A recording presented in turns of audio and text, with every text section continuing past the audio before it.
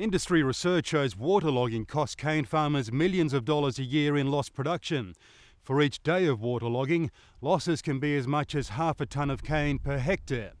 A decade after thinking of a solution, a cane farmer near Tully, where annual rainfall exceeds 3 metres a year, decided it was time to try his idea and see if it actually worked.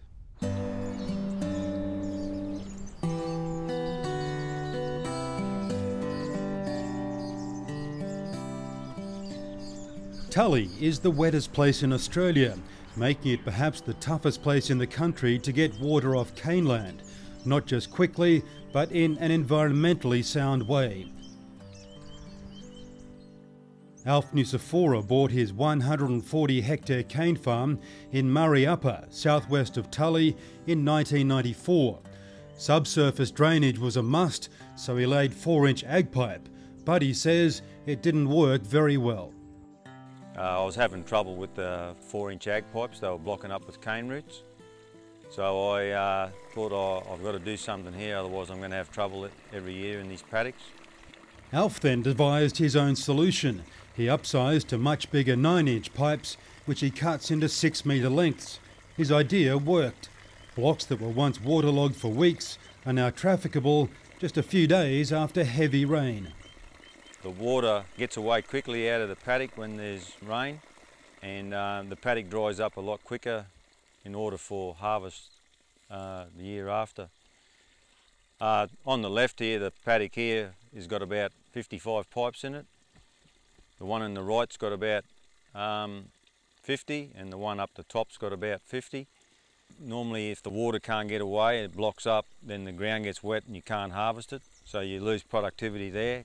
Cane doesn't return properly, and if I have to have open drains there, they're high maintenance, grass, cleaning every 3 or 4 years, headland slashing, all small input costs that add up over a crop cycle.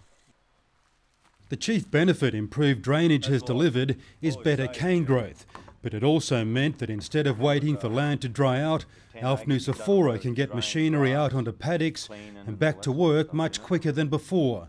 Alf devised the system himself. The only downside of Alf's system is that it's labour intensive. I made a jig to drill them, and takes us nearly all day to drill 50 pipes. We've eliminated having open drains. I've made large paddocks here, 19 hectares, some are 12 hectares.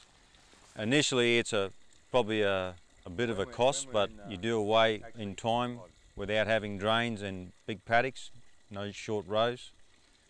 And it's good for harvesting and just normal farm practice. A lot of people get shy of the cost and all that, but it pays off in the long run. He's also taken steps to ensure that any runoff that leaves his farm is clean.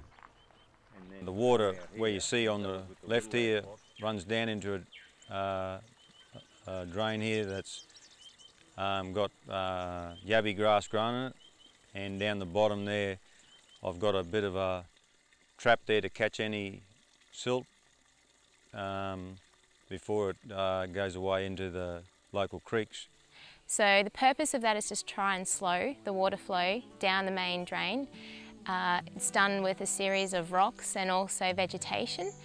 The water collects in the sediment trap, and the purpose of that is to allow nutrients, sediment, potential pesticides to settle out of that water before it's discharged into a nearby creek.